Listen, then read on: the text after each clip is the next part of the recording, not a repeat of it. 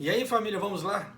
Tá na hora do vídeo. Ó, eu já vou fazer o alerta aqui antes de começar o vídeo. O vídeo ele tem um relato até meio forte, tá? Então, se você não gosta de relatos meio fortes ou acha algo na base sexualmente falando nojento, sugiro que saia do vídeo. Não assista esse vídeo, tá? Porque se você assistir esse vídeo, né, está por sua conta e risco. Então não me critique, tá? Até porque é uma matéria do jornal, né, no caso assim, da televisão estatal, NHK, tá? Não é minha.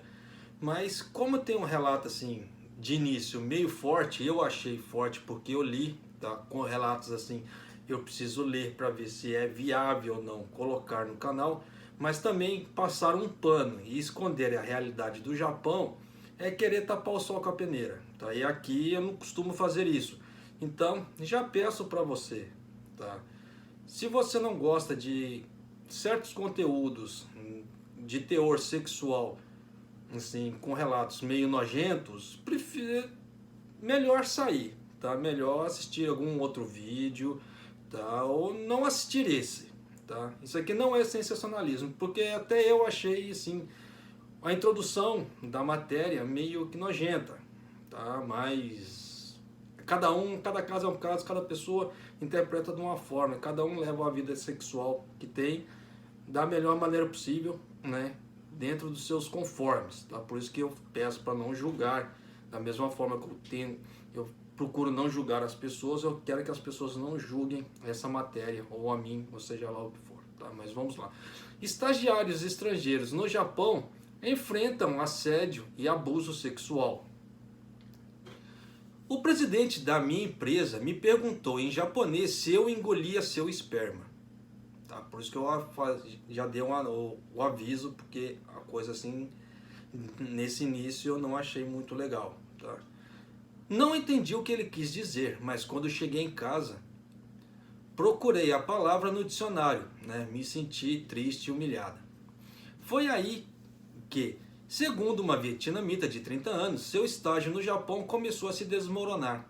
Ela falou com a NHK sobre questão de anonimato. A mulher chegou no país no verão de 2018 e começou a trabalhar para uma construtora.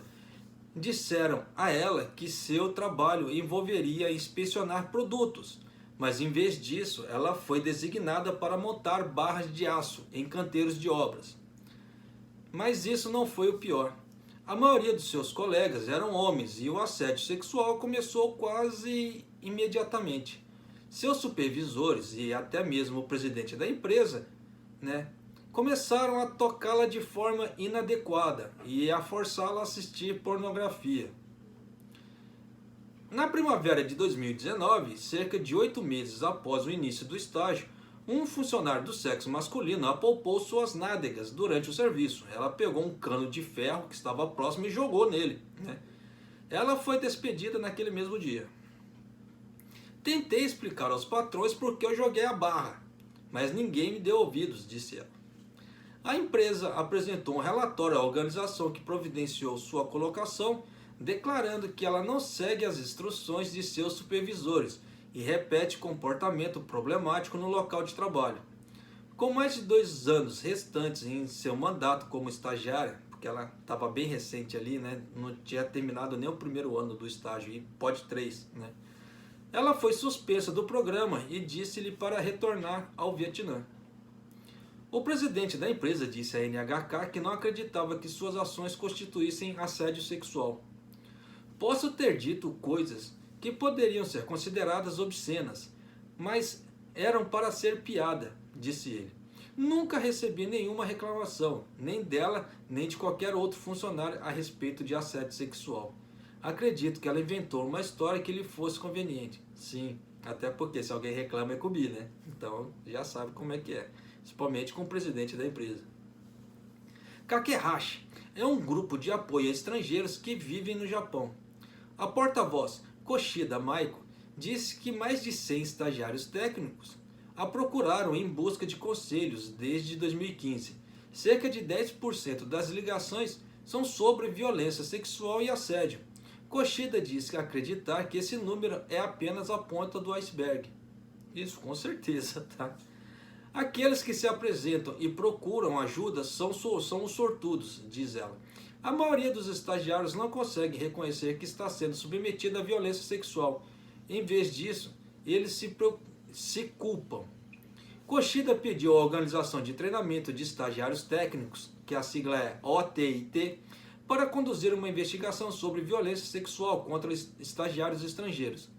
A organização é responsável por zelar pela correta execução da formação técnica de estrangeiros, e no caso assim, dos estagiários estrangeiros, pela proteção dos estagiários. Ela diz que ainda não teve uma resposta.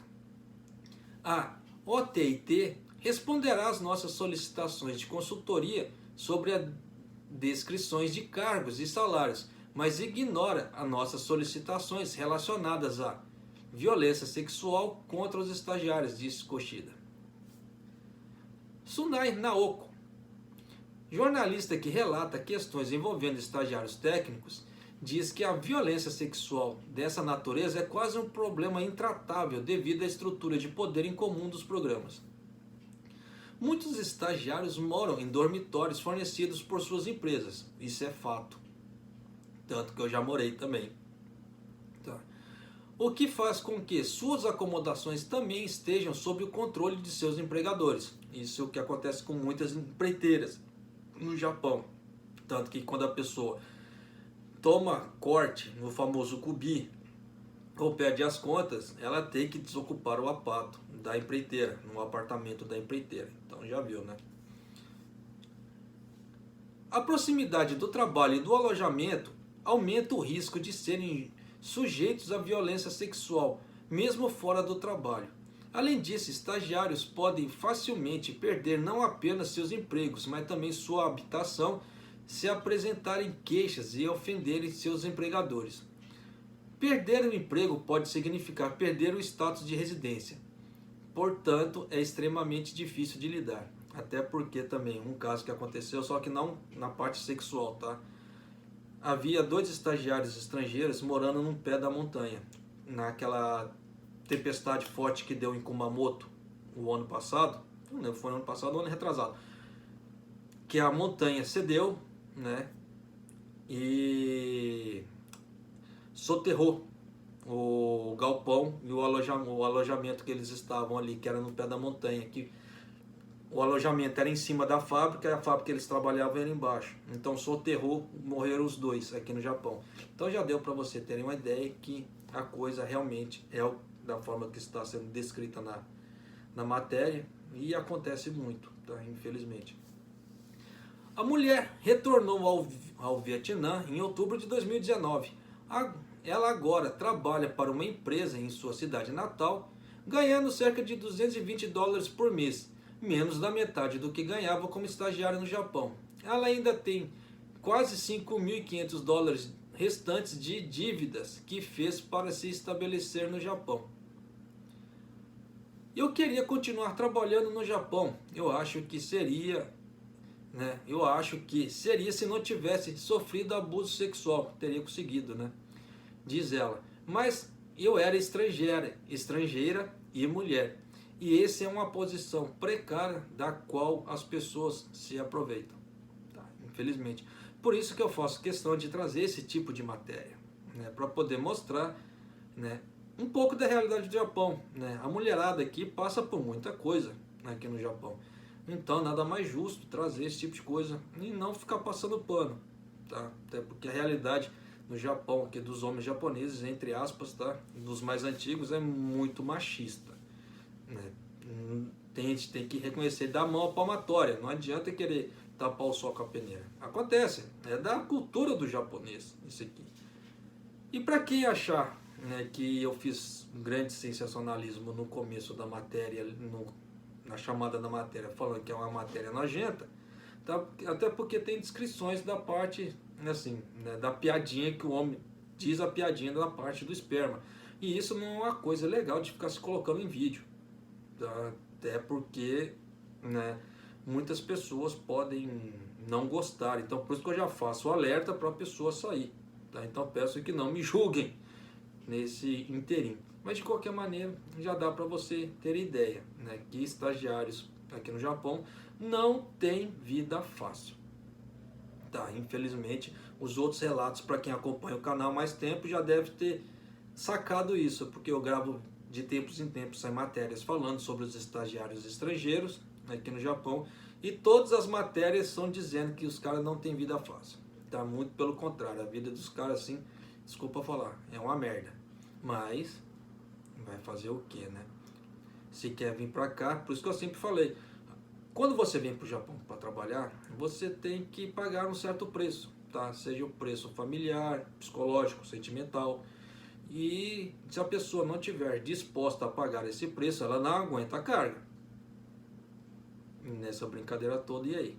O que faz? Né? Claro que para uns tem final feliz, para outros não. Tá? Então, nessa brincadeira toda não dá para saber se para você vai ter final feliz, se para mim eu vou ter o final feliz, não dá para saber. Tá? É pagar o preço e bola para frente e continuar fazendo da melhor maneira possível. Tá? Meu pensamento. Mas é isso aí, família. Então agora você já sabe o que a mulherada costuma passar aqui no Japão. Tá? Um abraço, até o próximo vídeo, até mais.